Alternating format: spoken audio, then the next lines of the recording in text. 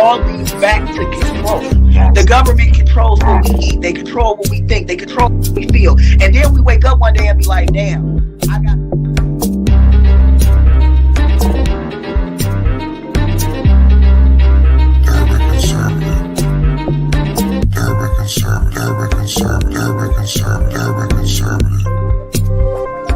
But isn't that American dream? That American dream is... Because there's more people that live that type of fucking American reality.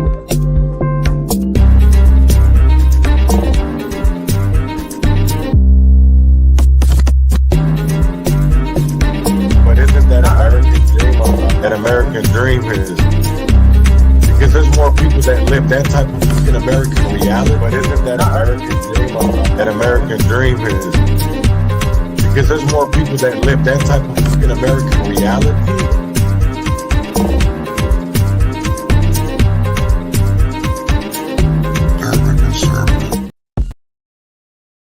Q9, my futon, hold it up and smoke it. Transgression of progression of a war we ain't asked for. Transgression of progression of a war we ain't asked for. It's madness, yo. All the things that we could talk about. Call it. But let's talk about these urban circumstances real quick. And basically it's the, and we got this. So revolutionary. Frosty hand. Muhammad is the fame's name, forever stand. Standing on royal fusing of justice for the few, ridiculed by the pale terrorists bent on genocidal obsession, rooted in fear of neglection and abandonment, fueled by nightmares of ancestors' jealousy.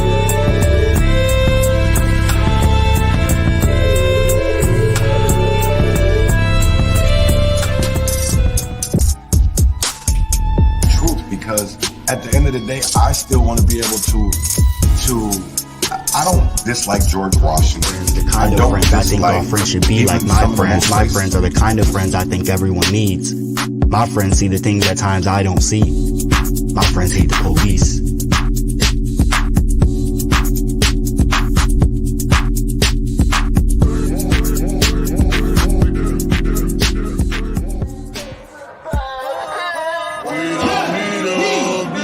What has changed? Are deemed the criminals, and the blacks are deemed the criminals.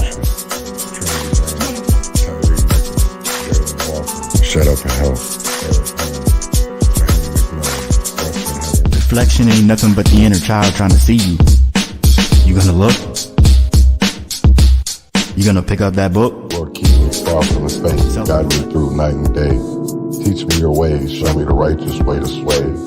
Lord, can you teach me, please? Show me the way, I'd say.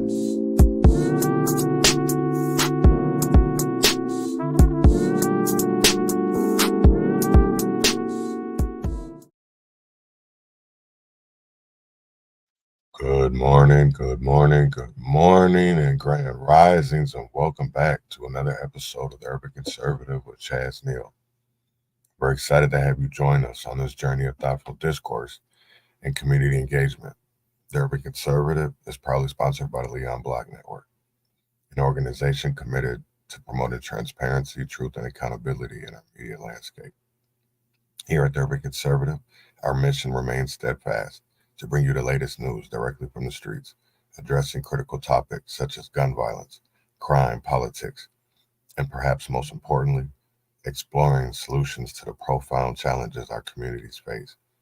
As we embark on this third season, the focus is clear. It's time to actively contribute to the transformation of our communities for the better. How can we achieve this? The answer lies in a multifaceted approach that starts with reconnecting with our core family values. Strengthening our sense of community is paramount. Fostering bonds that transcend the barriers that often divide us. Moreover, it involves embracing our foundational roots, recognizing the historical and cultural threads that weave through the fabric of our very society. In this season, we're calling for more than words. We seek action. It's a plea to move beyond mere rhetoric and engage in tangible, impactful initiatives that contribute to positive change. The time for empty words has passed. Now more than ever, we need to put our convictions into action. Together, united by a common purpose, we can make a substantial and lasting difference in the well-being of our communities.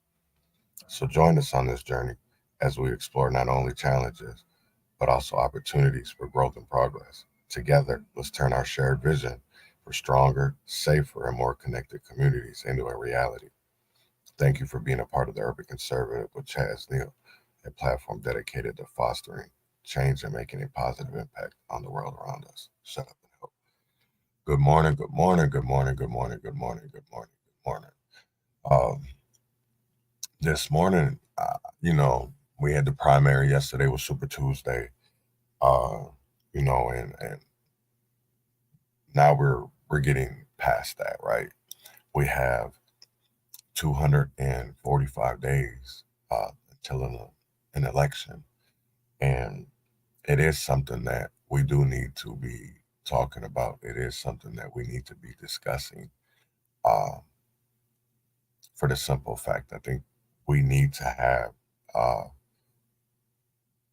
tangibles included with our vote. We need things that are going to help our communities. And how do we get that? How do we do that together? But before we get into all of that, I wanted to update on a story that I covered a couple days ago about the fire in Michigan, and because it's an interesting update, and I want to get into that real quick. So I said I already had it set up, but I didn't. So of course, you're going to hear ad at first, as like always, put it in theater mode. Boom. All right, here we go. News for a couple of days, and that is, we want to take you back out to what's been breaking news for a couple of days, and that is the former, what's left of building where a fire and explosion happened in Clinton Township at Groesbeck and 15 Mile. Believe it or not, it's been a couple of days, and there is still parts that are still burning this morning. And now there is calls for accountability that we heard city officials, township officials, I should say, talking about yesterday, following a 19-year-old who was killed by this falling debris that you see here. Nick is at the scene this morning where that fire reignited, and he has the latest. Nick.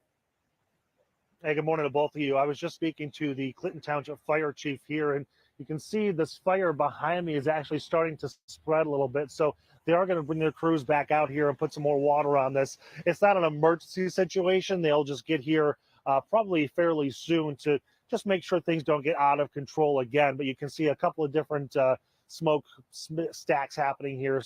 And you see some flames off the distance. So they're just going to put some water on this and keep things under control as best they can. But this has been an interesting morning because as the sun comes up, you really get a better idea of just what's happening out here. Look at all the debris that is scattered just in this one section here. And mind you, this is the stuff that was flying for 2 miles away, that debris field. And we talked earlier about these canisters. These little canisters out here are the things that were exploding, filled with butane or nitrous oxide. And, I wear a size 13 shoe, so that's about the size of my foot there. And these range from 5 to 10 pounds. So they're heavy canisters that were shooting, through the area and then falling down. The fire chief telling me that they were, it was like these things were raining down on them as they were out here working. Somebody will be held accountable, or some bodies will be held accountable. This is not normal, obviously. Somebody did something wrong. Somebody did something illegal, and we will find out what it is. And we have a lot of help. Mark Hackle with this county group. We have the state, and we have the federal government now helping us too. And we will find out. It may take time, but we will find out. That was Township Supervisor Bob Cannon talking about accountability, how the fact that the gases that were stored in the back of this building goo select distributors were being housed improperly, potentially illegally. They did not know, the township did not know those were stored here. They definitely were not permitted to be here. So when we asked about accountability, we put it in the framework that, you know, a 19-year-old died because of this fire, and this explosion, this fire happened because those things were stored there.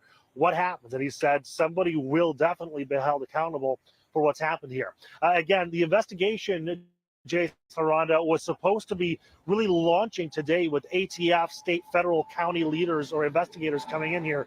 With the fire still going, I'm not sure if that's possible, but the fire chief did say they will start, you know, getting heavy equipment in here, moving things around, because they do have to determine how the actual fire, the first point of this, how the fire started and then turned into a chain reaction of explosions. Mm-hmm. Well, I hope they find out who did that, and I hope that there is accountability, because the fact that somebody died in a legal situation, there needs to be consequences and repercussions, especially if it was something that was done on purpose. If it was, you know, we see a lot of you know, scams, especially going on in our communities. You know what I'm saying? We've seen things. I've seen, you know, things get blamed on you know, people that didn't do it, and people go to jail. I've seen people fires for fraudulent, just not here, just in Minnesota, but in other places as well throughout the country. Well, that's the update that I wanted to give, because I felt like it was, for me, interesting, to say the least. But before I really get into that, before I get into today's episode, let's get into, I want to show you guys this video from Minneapolis yesterday. And it was really, to me, kind of shocking, to say the least. It was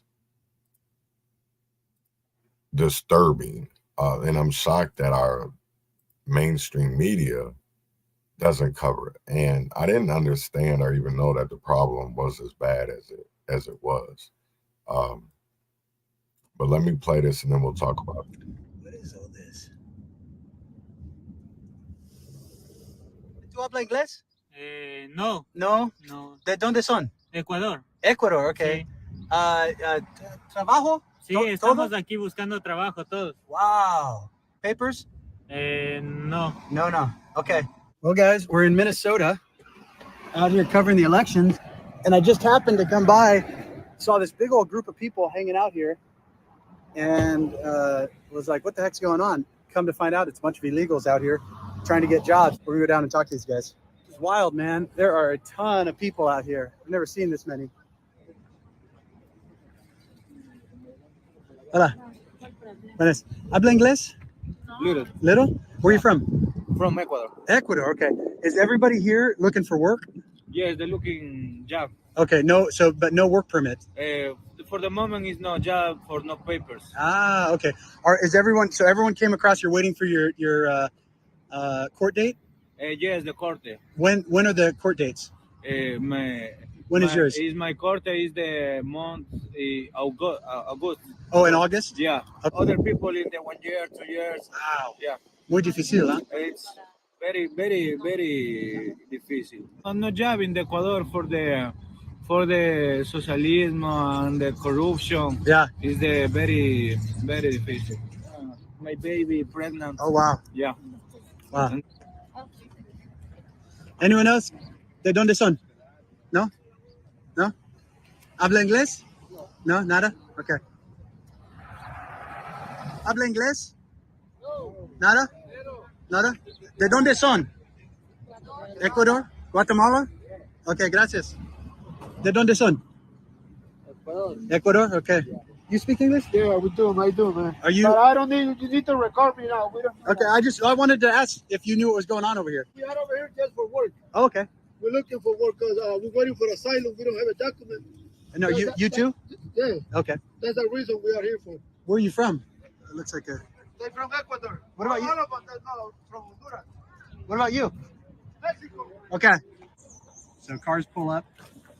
They run down and try to get a job. Look at that. This is Minneapolis, Minnesota. You see what's going on here? Over 100 people out here on the corner trying to get a job. We're at First and what street are we here, Austin? We're at South First and South First Avenue, the same street. And you got people out here, so they come in expecting to be let into the country, and then some of them don't have court dates for a year, 2 years, 3 years, and they sit out here on the corners and basically work for cash, not knowing where they're going to go. Cars drive up, pick them up. They don't know if they're taking them somewhere to exploit them. They don't know if they're going to be taken into sex trafficking, or they're actually going to be used, or they're actually going to be paid. They don't know. But this is what Joe Biden has done. This is what he's invited. He tells you, yeah, come on up. The door's open. And then you get here and there's no jobs. That's Joe Biden's America for you right there. A lot of cartel involvement in this as well. So you've got cartels. You think about it. You know, people don't think of Minneapolis, Minnesota having cartel influence, but the entire country has cartels everywhere. Hey, bro. Hey. Morning, $10. No cash, bro. There's no cash. Sorry. This guy's peeing.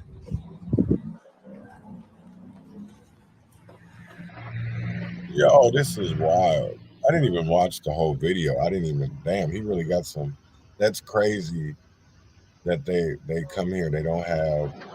Oh, wow. That USC was even. Car that comes up, they kind of flag them down. Wow, damn. That's Lake Street right there. That's Lake Street. Wow. Joe Biden's America. Look at this. Right there is the back of. So there's a Dollar Tree, and I think it's a Walgreens or a CVS. But right there, the next to that, where the fence is, used to be Kmart and everything, and a post office. Now it's just an empty lot. Damn, that's crazy. Wow, what the fuck? Damn, that's insane. So they just come up there and get. Wow, that's okay. This wild. This is wild.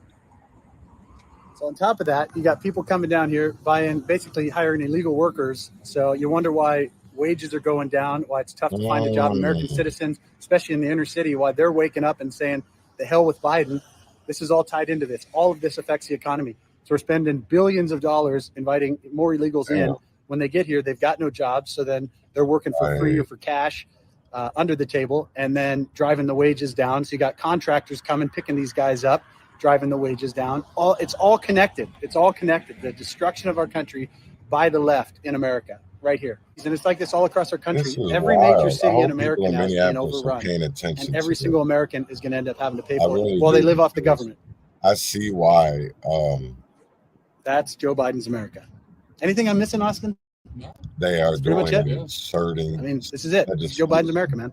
It's crazy. 2024, guys, we take this at the state level for the simple fact of that, you know, because I see a lot of things about being a licensed painter or, you know, being licensed to do certain construction things. So now I understand why. But I really wonder, in a Democratic trifecta, are those ordinances and legislation going to pass? Because then it hurts their voting crowd. You know what I mean? No, you know, it's crazy. People don't know what I mean. And that's the crazy part, because a couple of key parts I took from that video was the guys saying that they didn't have papers. So they can't literally just go get a job. They can't go to, you know, McDonald's or, you know, a factory or, you know, but they can get licensed. They can get driver's license, which makes no sense to me. So how is it they're not legally allowed to work if they don't have papers? So how do you bypass all of that? I see why they're giving them free money, because how else would you be able to, they'd be able to support themselves without being able to do jobs like what you just seen in that video? It's them doing, you know, people that don't want to pay a living wage to somebody will prefer to go pay a cheaper wage. Now, we should have issues with that. And one thing that I'm noticing is even in, okay, so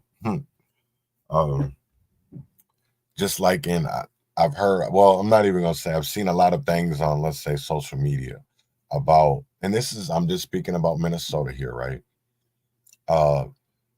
Contractors coming in and doing housework, and the people that are working don't speak no English, right? And don't know what they're doing. So how is that safe? How is that helping our economy when people are literally just trying to get a cheaper labor? We got to make that. We got to understand what's going on. It's literally disenfranchising us and replacing us, and we don't even realize it. And I'm really trying to put this into a sense of, I don't even know, man, what kind of terms, but because I'm not the smartest. I'm not. A lot of this stuff, I have to do extra research on, for the simple fact that there's words, especially when it comes to what we're going to get into today. I'm definitely, I agree 100%, Robert, 100%. And even with the churches, even with the churches, they do so much missionary work. And the thing of it is, when I sit here and we look at this immigration shit, we look at this sanctuary cities and sanctuary states, these are all things that have been in place for years, right? These are all things that they've been working their way up to slowly, right? Slowly. And our elders really weren't paying attention to what was going on. But I understand it.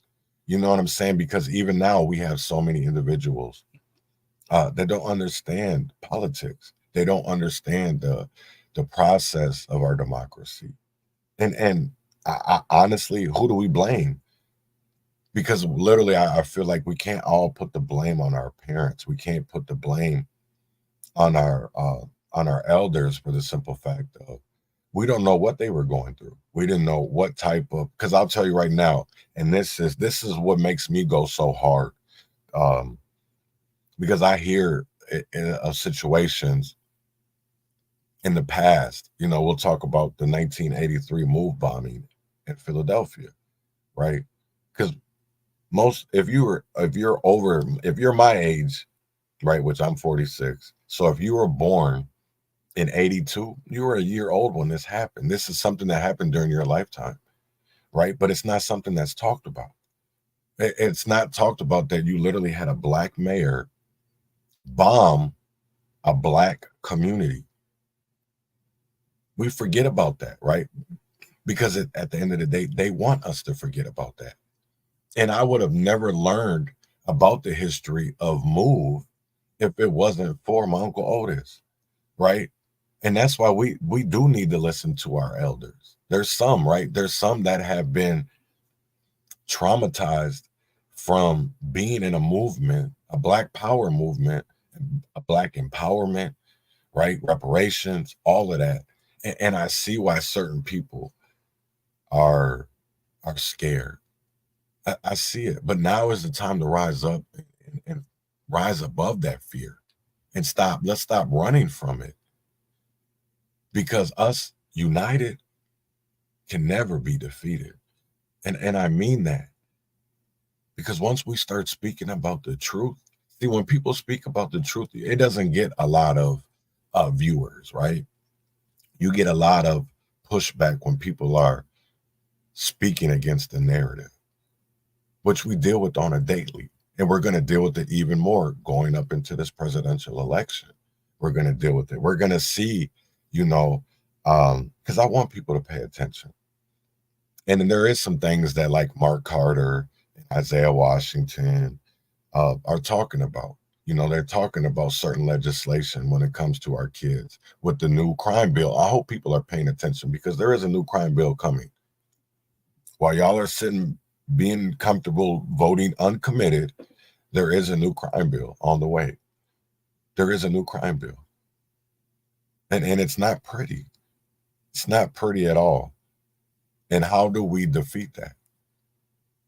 How do we defeat that? Because that new crime bill is coming. Oh, yeah, it's coming. It's coming. It's coming. And you are correct, Robert. It's just not even them replacing Black people. It's about them replacing low income, right? Because you have so many, look at California, and that's what a lot of, Black people right now that are Republicans are talking about is, look at what happened to California, right? And then you can push, look what's happening to New York. Look what's happening to Chicago. Look what's happening to Minneapolis. Look what's happening to Texas, Arizona. And we're not paying attention because we get caught up and just voting on one issue instead of really paying attention to what's going on in our community. Because I'll tell you right now, it's a double-edged sword. While everybody's talking about vote red, I'm going to tell you like this. It makes it really hard living in some areas that we live in America to vote red, dumbasses. Do you not pay attention to the news? Do you not pay attention to the legislation that is being wrote? Like, because at the end of the day, this shit's bigger than just fucking Donald Trump, right? Because Donald ain't going to be able to do shit in our inner city communities. If we literally have people that are supposed to be behind us writing legislation, right? Because I'll tell you right now, one party is trying to get rid of us by just replacing us, right? They want us to be here. They're just trying to replace us. But the other party, I really feel like is trying to genocide us still in some areas. And I don't give a fuck what y'all say because the legislation proves it. When you literally have, and this is what's crazy because I was behind Ron DeSantis, right? When you literally have states that are getting rid of Black history, right? And you have to have these churches start not only just, doing school on Saturday to teach Black history. That's some shit we need to talk about. Or when you got people that are endorsed by Trump, like Mark Thompson, who won his primary last night in North Carolina, talking about Black people aren't owed reparations and that we actually should pay reparations. It's like, dude, sit your dumb ass down somewhere. Sit your ass down somewhere because at the end of the day, there's a lot of people involved in the transatlantic slave trade, right? There's a lot. It's not just on Jews. It's just not on the Africans over there because at the end of the day, there was a product, right? There was a product and they was going to get that product by any means necessary, right? But they didn't want to do it to their own people in large numbers. So let's go to a continent that we really don't know anything about, right? But we know that they don't have the technology. We know that they don't have the weapons. So let's overpower a tribe, get them to do what we want them to do, make trades with them. Because they could have fought back. I'm not going to, I wasn't born during that time. This is way the fuck before me. My daddy wasn't even thinking about me, right? Nobody was thinking about my daddy. I can't blame them for not knowing any better, but I guarantee it when they knew better, they started doing better. Isn't that what we've seen in history? Is when we know better, we do better? Because I hear a lot of talk, especially on Twitter and Clubhouse, about Dr. Claud Anderson. But I don't see people, I see people talking about it, but I don't see people actually putting it into action.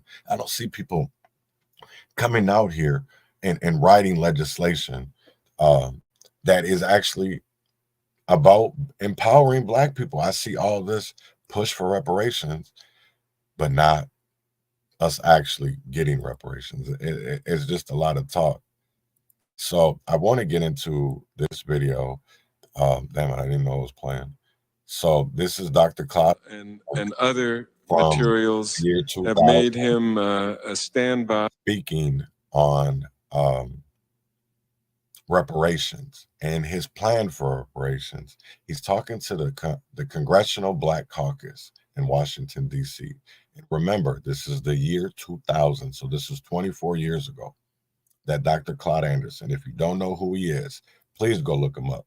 He is the man that wrote corrective action, and they stole it and wrote it to be affirmative action. This is a man that wrote legislation about a lot of things. He's very smart. Also is the author of Powernomics and Groupnomics, which teaches Black people how to build wealth, generational wealth together, and how to keep wealth inside of our community. So with me, let me be quiet and let's listen to the great Dr. Claud Anderson.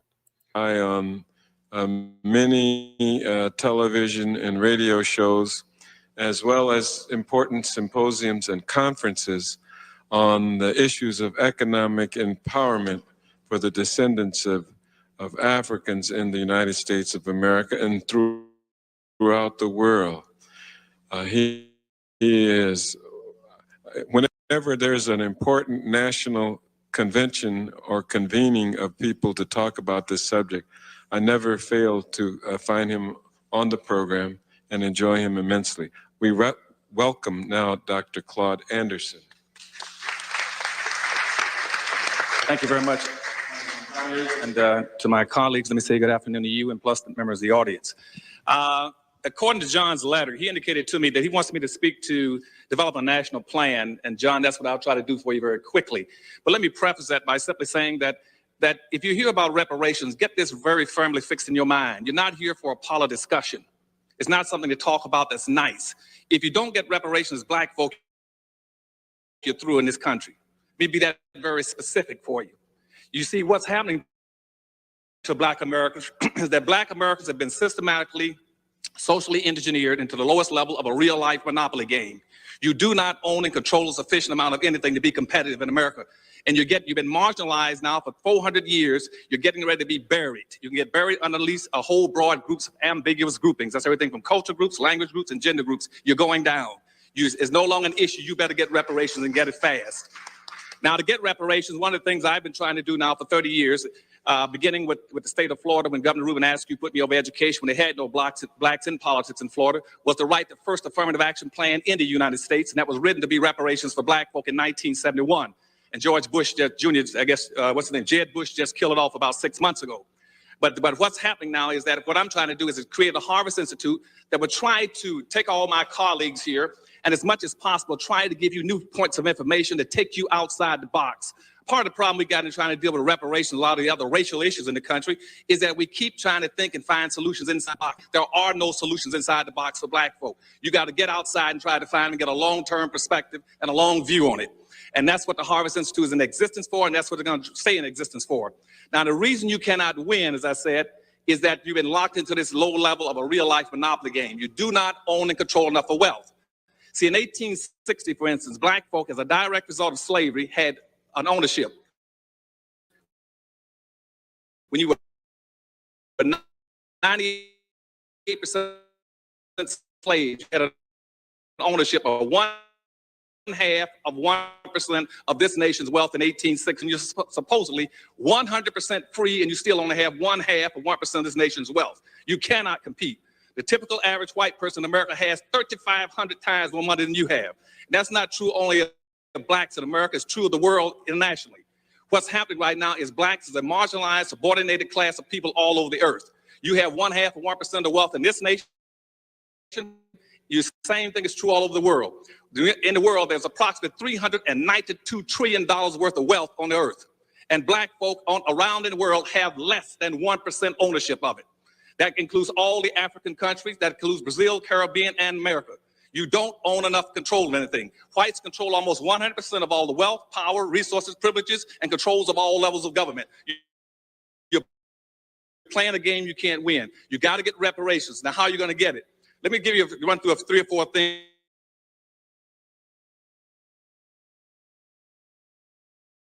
Campaign all over this country to start publicizing the issue of reparations for Black folk, not as something nice, but as a necessity, period.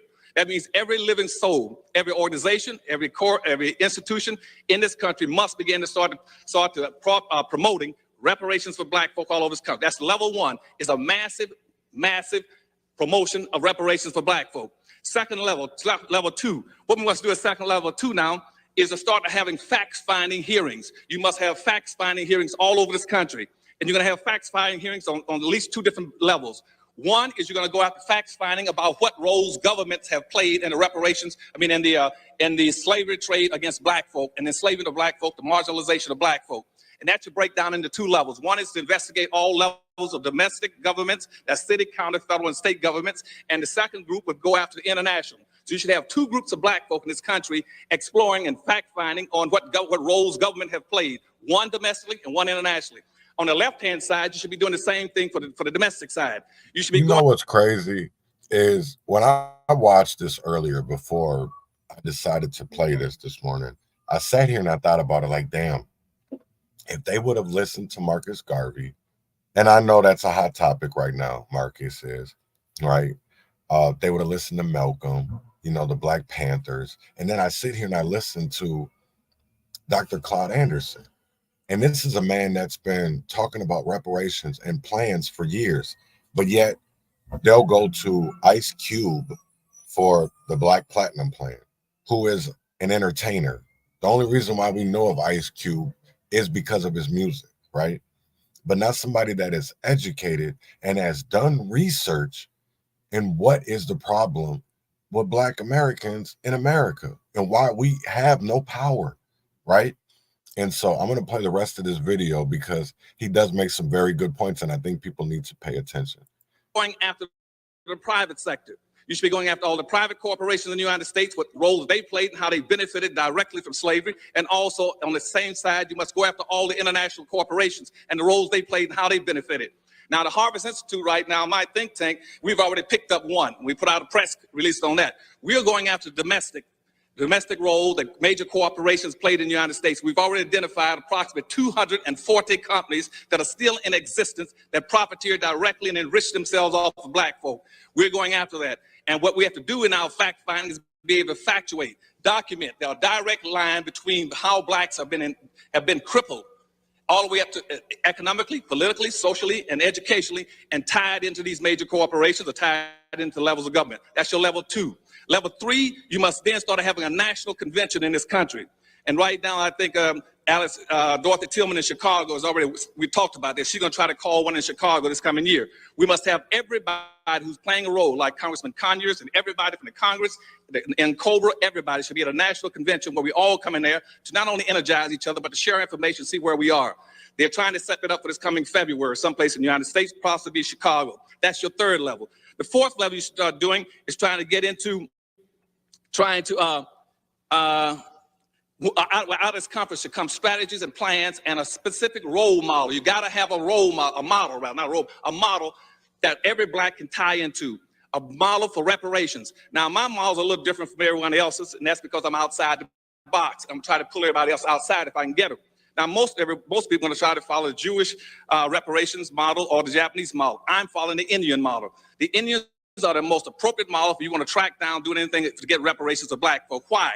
Because you see, only American Indians and black folk were spelled out in the Constitution. The Indians on reservations and black folk, there's a direct lineage between those two groups. And if you really want to track and get reparations, the easiest and quickest way is to go find out what happened to American Indians, what benefits they got, and track it. In my new book called Power Numbers, it takes you through every one of those steps. You can follow it. If you pick that up, you can come right to reparations very quickly, because it'll be very difficult for the government to deny black folk for the same thing they're giving the Indians. So when you hear people talking about how bad off Indians are, first thing you say, fine, if Indians that bad off, put us as black folk in the same status with the Indians. We'll take that. Because see, right, what Indians got, first of all, nobody declared Indians to be a nation. Indians declared themselves to be a nation. They declared themselves to be a nation all the way up to about 1832 when Supreme Court Justice Marshall said, okay, I'll recognize you as a nation. We never declared ourselves to be a nation. We've always tried to do just the opposite of what the Indians did. Once they became a nation, they drew up a constitution for themselves. We never had a constitution. And what the Indians did with that constitution is then to go to the United States government and say, we do not want to integrate. We did just the opposite. We integrated. And I can track everything right down, or we can follow the Indian model if you want to. And you can see, and all that's already built into the law, and there's a direct lineage between American Indians and black folk that you can follow very easily and get to reparations. But we need to have a model. And in my new book, I get that model to be on the stand in about another month. You get the Powernomics model that take you through all those steps, what they did throughout history, from the Blair Amendments and everything else. You can track them very easily, and it'd be very difficult for the United States government to deny you reparations when you only two people that have a constitutional relationship with this government is black folk and Indians. Just like Indians use what they call natural rights and lay a claim against the land, we should use natural law and lay a claim against our labor, misappropriated labor. The next level what you must do is move to a legal step. You need to form at the fourth level, get you a legal body right now, whether it's going to be pro bono or paid. And out of our convention, we should be able to raise some funds to set up a mass legal body that be ready to start serving. He just made a damn good point, and I'm going to stop labor. The next level what you must do is move to a legal step. You need to form at the fourth level, get you a legal body right now, whether it's going to be pro bono or paid. And out of our convention, we should be able to raise some funds to set up a mass legal body that be ready to start serving suits based on those facts that you're going to find at the second level. And when you start to find those, then we should have people going after suits. One side suing the different levels of government, other side suing the private sector to get reparation funds for black folk. Then at the last level, you need to set up, at the sixth level, you need to set up some kind of a pool. Easily, and it'd be very difficult for the United States government to deny you reparations when you only two people that have a constitutional relationship with this government is black folk and Indians. Just like Indians use what they call natural rights and lay a claim against the land, we should use natural law and lay a claim against our labor. He makes a very good point, because when it does come down to it, one thing of how Native Americans get their shit is because they use the law of the land, right? They use those treaties that were way back in the day. And that's one thing that I literally have said. And that's why, for me, come November, my vote is for Andy Williams, is because for the simple fact of he wants us to fight through the legal system to get our shit. And it's like, I don't understand why people don't understand that. I don't see people, when they're talking about Republicans, I don't see the people talking about building, right? And what I mean by building is I don't see people educating about how to fight back, because now is the time we have to fight fire with fire. And how do you do that? Right? With legislation, with wordage, because that's how they're killing us. With words, BIPOC, POC, African Americans, everything but actually calling us what we are. Americans. Black Americans, that's what we are. They want to call us everything but what we are, Black Americans. And we're okay with that. And because the more they disenfranchise us, right, the more that we're uneducated, we're not going to be able to fight back. And that's why today I'm going to stand on that. I am going to start reaching out to people. And we're gonna sue our government. We're gonna do a civil class action lawsuit for reparations, because I don't ever see no fucking legislation getting it. Not when you have crackheads and whores at the head of these reparations. No, how the fuck does that even make sense that you got a crackhead,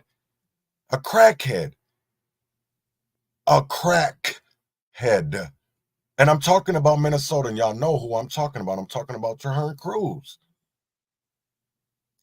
How are we ever going to get anywhere when we have people that are at the table talking for us that ain't speaking for us? Please answer me that. I want people to think about that, right? So I'm going to let the rest of this video play, and we're going to get into a deep discussion. Appropriated labor. The next level what you must do is move to a legal step. You need to form at the fourth level, get you a legal body right now, whether it's going to be pro bono or paid. And out of our convention, we should be able to raise some funds to set up a mass legal body that be ready to start serving suits based on those facts that you're going to find at the second level. And when you start to find those, then we should have people going after suits. One side suing the different levels of government, other side suing the private sector to get reparation funds for black folk. Then at the last level, you need to set up, at the sixth level, you need to set up some kind of a pool or resource or retrieval agency that every time we get some benefits, we're going to a special fund that will be held for pooling and aggregating. Now, then out of that special agency, we break away into two groups, what I would recommend. One, you would have an economic development bank on the East Coast and Economic Development Bank on the West Coast. And what those banks would do is take most of the money you get, not give it to black folk as individuals. You put it into a massive bank where black folk go draw that money to start low interest, get low interest loans or free monies to build businesses and industries throughout the United States. You also, if you track the Indians, you should try to get yourself some tax-free or tax-exempt land. Just like Indians can go grab any piece of land and federalize and put up a casino, you tell me you want to do the same thing as a black person, get tax-exempt statuses. We can go on and on, but there's a lot of things we can track. Go after the Indians. But the thing that's most important, I'm going to quit, is that you got to understand that reparations are an absolute necessity. We're going to get buried alive. We do not have enough to be able to compete in this society. And the further we get away from the civil rights movement, the worse things are going to get. And when people start talking about slavery, don't just talk about slavery. Talk about Jim Crow slavery and benign neglect. You got to understand what slavery was. Slavery is the illegitimate child of racism. Racism still exists. That's slavery. Because what racism does, racism keeps and maintains what was created by slavery. Now, racism is a competitive economic struggle between groups of people for power and wealth. And it's slavery, and racism never existed until the 16th century. And when slavery went out of existence, racism took over. Racism has gone from meaning slavery to being something biological. Then it moved on in about the 1800s. It returns to be something as a personal behavior or an attitude, and now bias and a prejudice. Racism has nothing to do with attitudes, with prejudice, and with bias. Racism is a competitive group contest between people for race, resources, and for superiority. And racism is a race without a finish line. I thank you very much.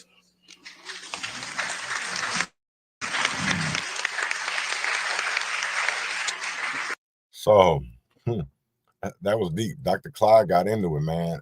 And honestly, I sit there and I think about all the things that have been given to Native Americans, right? Indian Americans, through treaties of tax-exempt land. You know what I'm saying? The casinos, especially here in Minnesota.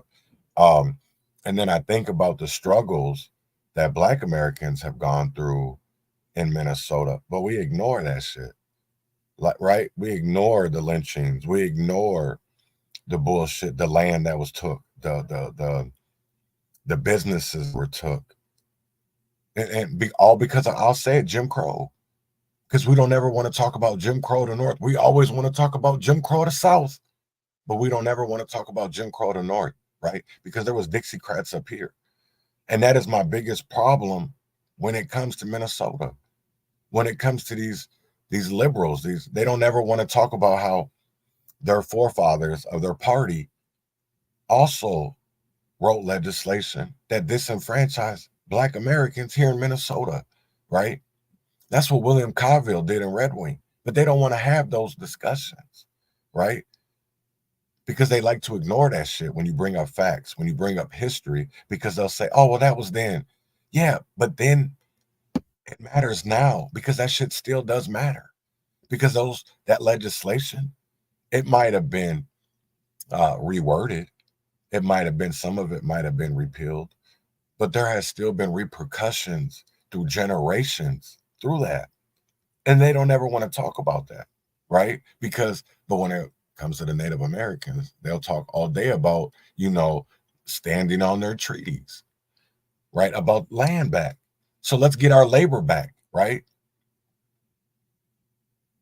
Why are we getting our labor back? Because our ancestors did build America. If it wasn't for slavery in America, America wouldn't be, it is what it is. America would not be the land that it is if it was not for slavery. Let's really talk about it. It wouldn't be. If it wasn't for slavery, right? So why shouldn't our people be paid? Why shouldn't we have the same things that every other race gets here in America, and we help build this shit, right? And I understand what Dr. Claud Anderson is saying when it comes to that generational wealth, because it does matter. And if we don't have power and wealth, we don't mean shit. And that's why I say, that's why our voices right now in our communities don't mean shit. That's why they don't see us as stakeholders.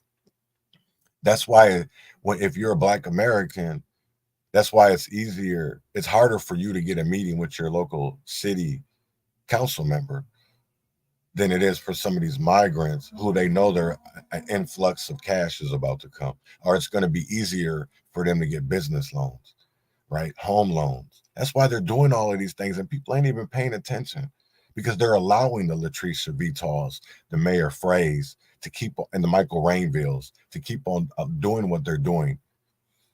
We keep on allowing the NAACP. Y'all keep on allowing these Negroes to keep on, these wannabe Negroes to write you out of legislation. Because I'm going to continue talking about it.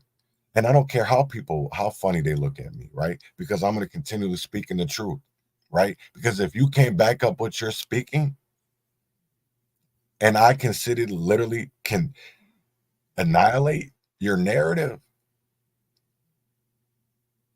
move the fuck out of the way. And I mean that for anybody, right? Regardless if you're a Republican or a Democrat, because I'm about to get into the Republicans right now. And this is one thing that really, really bugs me is everybody wants to talk about this significant Black Republican voter turnout, right? But for me, I see it as the struggle for political power still persists. Because how can we leverage this robust so-called participation to secure tangible influence, right? Because they talk about how, oh, read this, read that, right? So how can we, as Black Americans in states that are down south, that these people are actually writing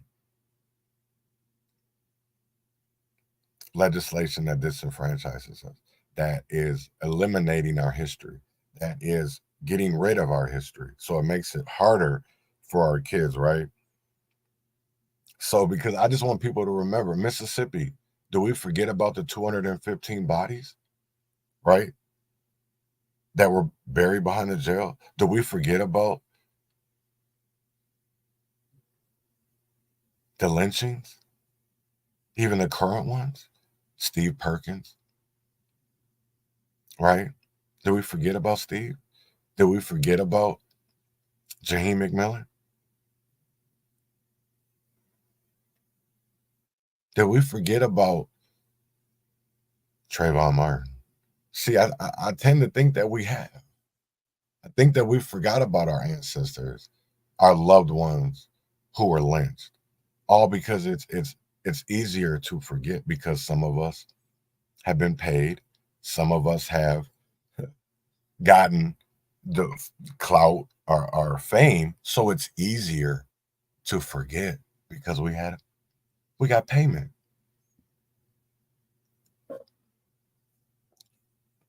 Going back to wealth, how can we? You know, because when we sit here and we talk about Black history,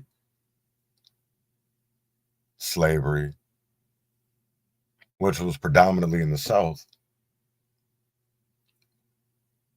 and we talk about going red, when you still have institutions like Louisiana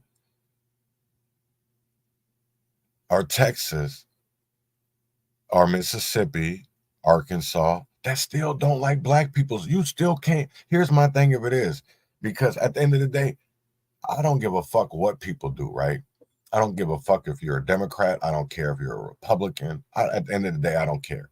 All I want you to care right now is about our communities, right? Because we need to be having these tough ass conversations, but we need to be having them respectfully, right? Because at the end of the day, I understand that people have feelings. I understand that talking about race is a hot topic. I understand that it's controversial. Well, it really shouldn't be, right? It really shouldn't be, because facts are facts. History is history. Now, if people are bringing up bullshit and lies, then yes, let's fight that narrative. Let's talk about that narrative. But let's also talk about the truth.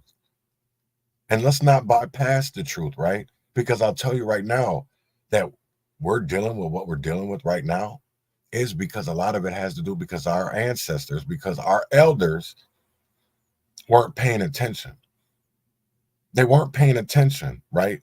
Because what's crazy is Dr. Claud Anderson went in front of the Congressional Black Caucus in the year 2000, right? Right, 6 years before that was the 1994 crime bill.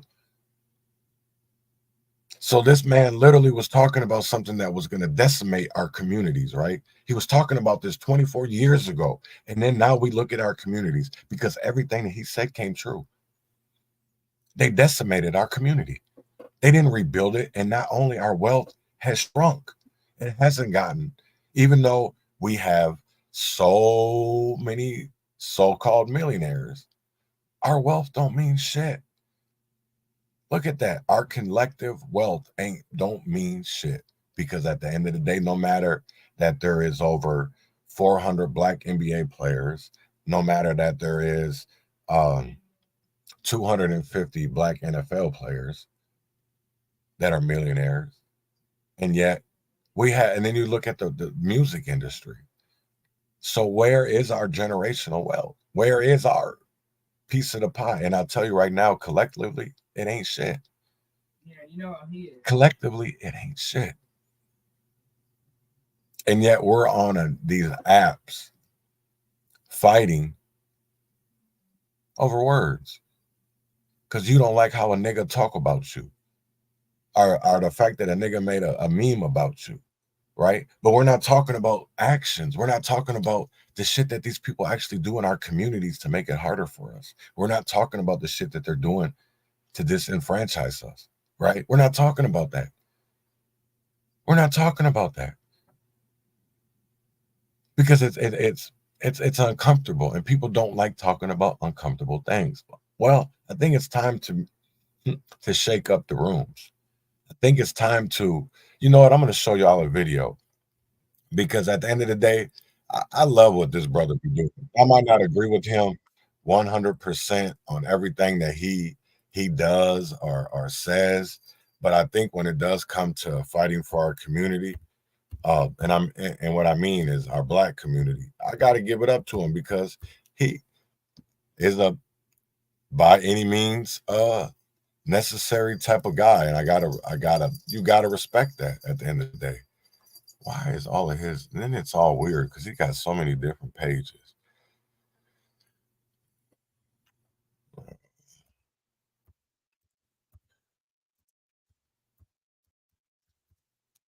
Yeah, this fool got so many. I don't know. Let's see if I can just find the video. Nope, that ain't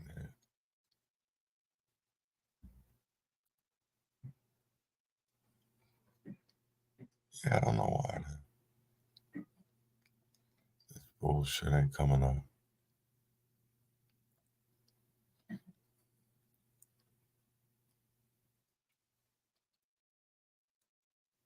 Let's see the latest. Because he literally jumps over this he jumps on the table, and it's, where the fuck is that video? Damn.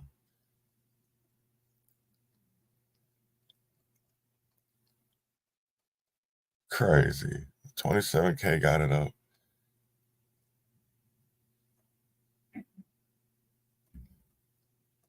Let's see. See if 27 got it up. I think it'd be in his replies, though.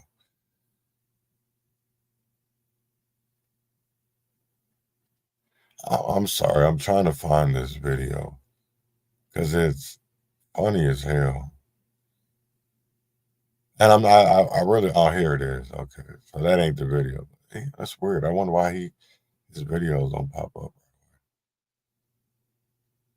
That's crazy. Okay, here it is. Try this, man, because I'm tired. We're gonna eat y'all. That's how we gonna do this. Yeah. You seem like a very important house nigga. You know what I'm saying? What's your name? Huh? You seem like you're very frustrated. Oh, all the time. You know what I'm saying? What's you frustrated about? Oh, y'all team, we're coming to see all of y'all. Y'all went in there and told the white folks that y'all had us under control and y'all was gonna feed us. Now either y'all feed us or we're gonna eat y'all. That's how we gonna do this.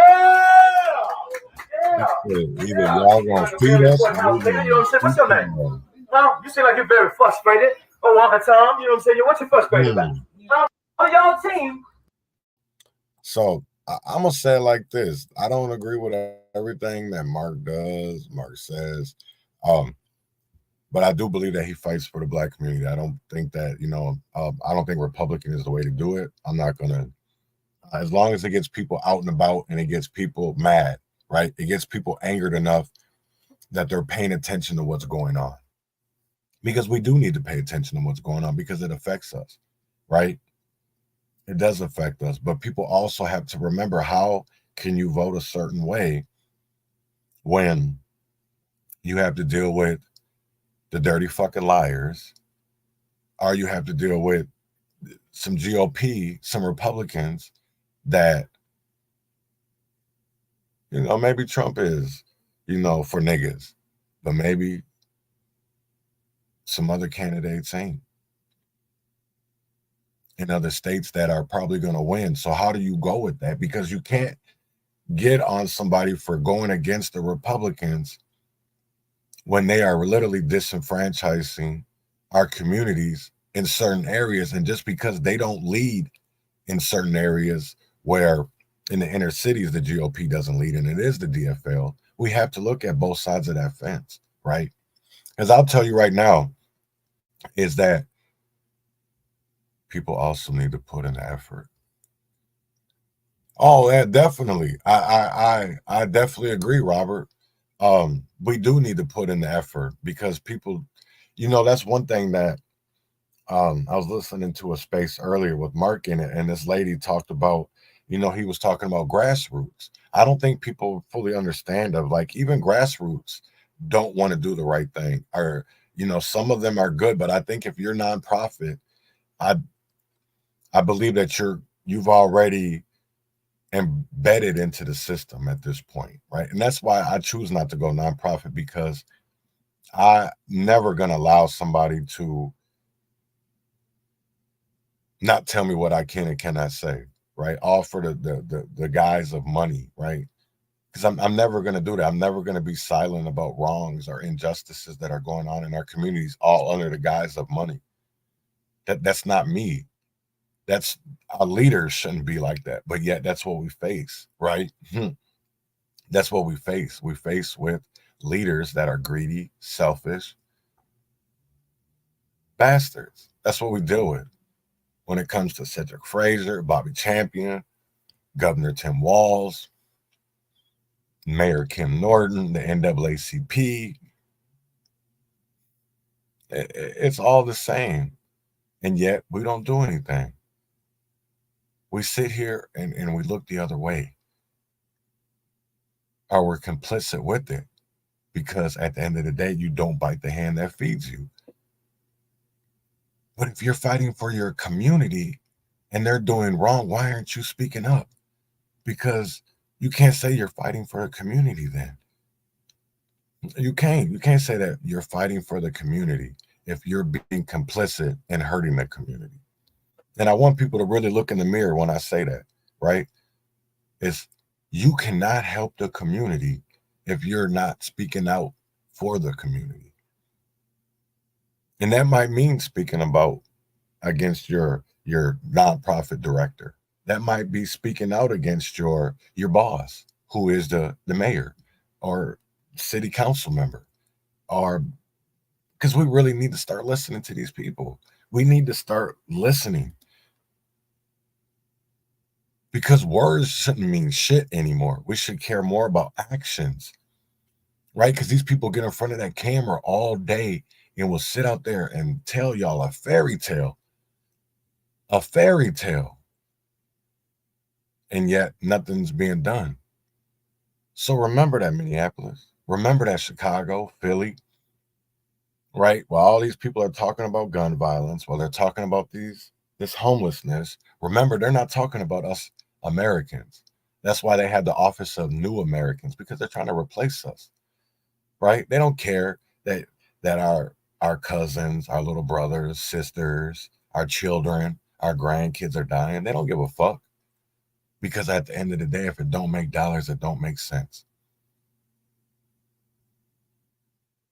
Crime pays, regardless of whatever side you're on it. It pays. Crime pays. Crime pays.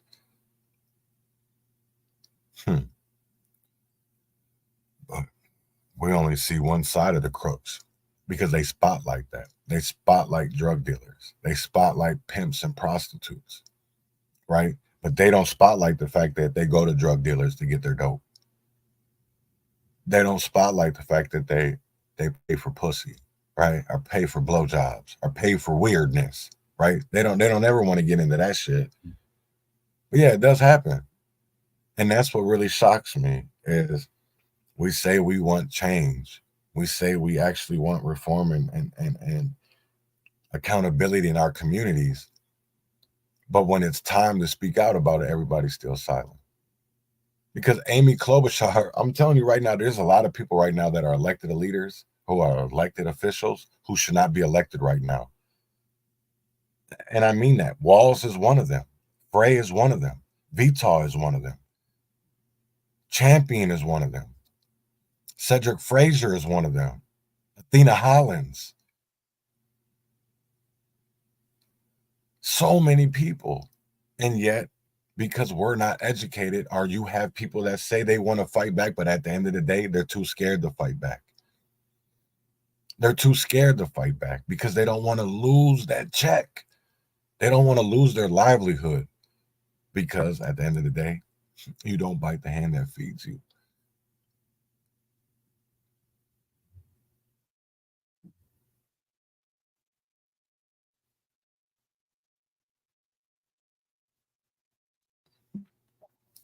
I'm not, my thing of it is, I'm not cool, like, to be honest, at the end of the day, I'm going to keep it a buck, man. I'm going to keep it 100. Like, I have a hard time doing anything with any kind of government entities right now. Until there's accountability, I really, honestly, I don't want to fuck with the state of Minnesota. I don't want to fuck with no city organizations. None of that. I literally want to do mutual aid. And through donations and through us, the people, because if we can't form it and do it ourselves, I honestly, I don't want city entity, DNR, none of that shit involved, because at the end of the day, until we can actually get change and accountability in our systems, we shouldn't be fucking with the system. And I mean that. So I hope everybody, you go listen to Dr. Claud Anderson. Go listen, go read his books. Go pick up his books, because I'll tell you right now, I've been listening to Dr. Claud for a while, and I find him pretty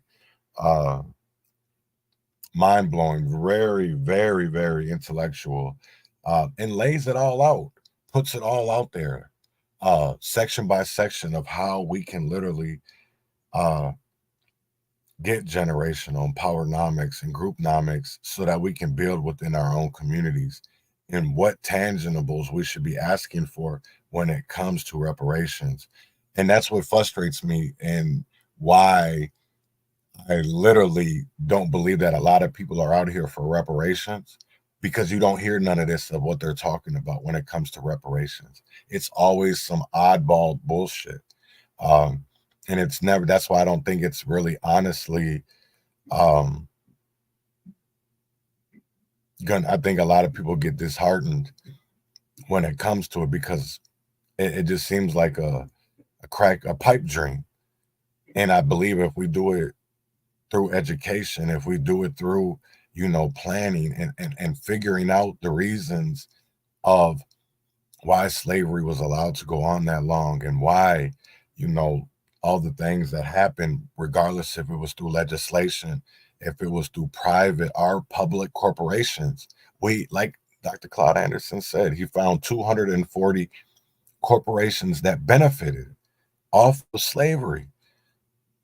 And they should have to pay, just like the government, right? So with that being said, I hope everybody has a great day. It is Wednesday, it's hump day. Get out, enjoy the weather. It is going to be another nice day today here in Minnesota. So win or fail, freedom or jail, heaven or hell, wish me well. Y'all have a great one. Urban conservative.